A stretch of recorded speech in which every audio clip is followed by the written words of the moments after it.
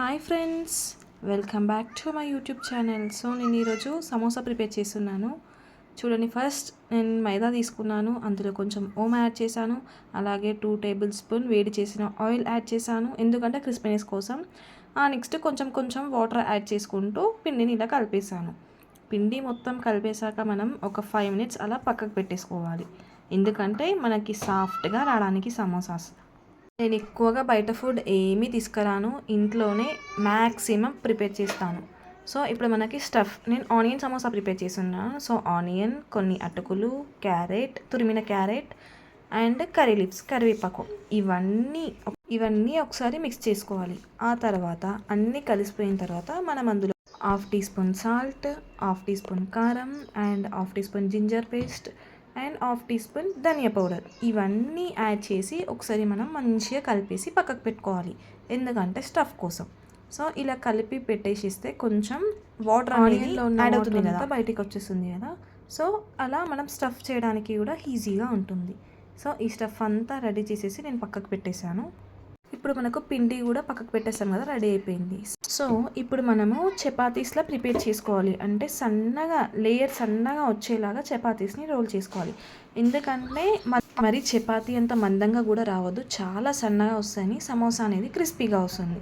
So ఇలా సన్నగా role చేసిన తర్వాత అన్నీ ఒకేసారి రోల్ చేసేసి అవన్నీ మనం పక్కకు పెట్టేసుకోవాలి, ఎందుకంటే ఒక్కొక్కటి ఫ్రై చేయలేము కదా. సో చపాతీస్ అన్నీ ఒకేసారి చేసుకొని అన్నీ పక్కకు పెట్టుకోవాలి. ఇప్పుడు నెక్స్ట్ మనం స్టిక్ చేయడానికి సమోసాస్ కొంచెం పిండి తీసుకొని అందులో కొంచెం ఆయిల్ వేసి కలిపేసి మనం పక్కకు పెట్టుకోవాలి, ఇలా మిక్స్ చేసుకోవాలి. ఆ తర్వాత మనం చపాతీస్ అన్నీ చేసాం కదా, చూడండి ఇప్పుడు ప్యాన్ పైన ఇలా జస్ట్ లైట్గా కాల్చేసి తీసేసేయాలి. అన్నీ అలాగే చేసిన తర్వాత ఇప్పుడు మనం స్క్వేర్ షేప్లో కట్ చేసుకోవాలి, అంటే కార్నర్స్ అన్నీ కట్ చేస్తే మిడిల్లో స్క్వేర్లా ఉంటుంది. అలా కట్ చేసుకుంటే మనకి సమోసా అనేది కరెక్ట్ షేప్లో వస్తుంది. కార్నర్స్ అన్నీ కట్ చేసాం కదా, మిడిల్లో అన్నీ స్ట్రైట్గా తీసుకోవాలి. మనం బయట ఫుడ్ కాకుండా అప్పుడప్పుడు పిల్లలకి కొంచెం టైం తీసుకొని ఇలా ఇంట్లోనే ప్రిపేర్ చేసి ఇవ్వాలి. ఆయిల్ ఫుడ్ అని కాదు, healthy breakfasts, healthy juices and healthy snacks అలా చేసి పెట్టాలి, ఎందుకంటే వాళ్ళకు కూడా తినాలనిపిస్తుంది కదా. బయట ఏమైనా చూడగానే అలా బయట పెట్టే బదులు ఇంట్లోనే మనం కొంచెం టైం తీసుకొని చేస్తే వచ్చేస్తాయి కదా. సో అలా నేను అప్పుడప్పుడు కొన్ని స్నాక్స్ ఇలా చేసి పెడుతూ ఉంటాను అన్నమాట. ఇప్పుడు ఫైనల్గా సమోసా అన్నీ కట్ చేసాం కదా, ఇప్పుడు మనం అందరూ స్టఫ్ ఫిల్ చేసి పెట్టాను. చూడండి సమోసా షేప్ ఎలా వచ్చిందో.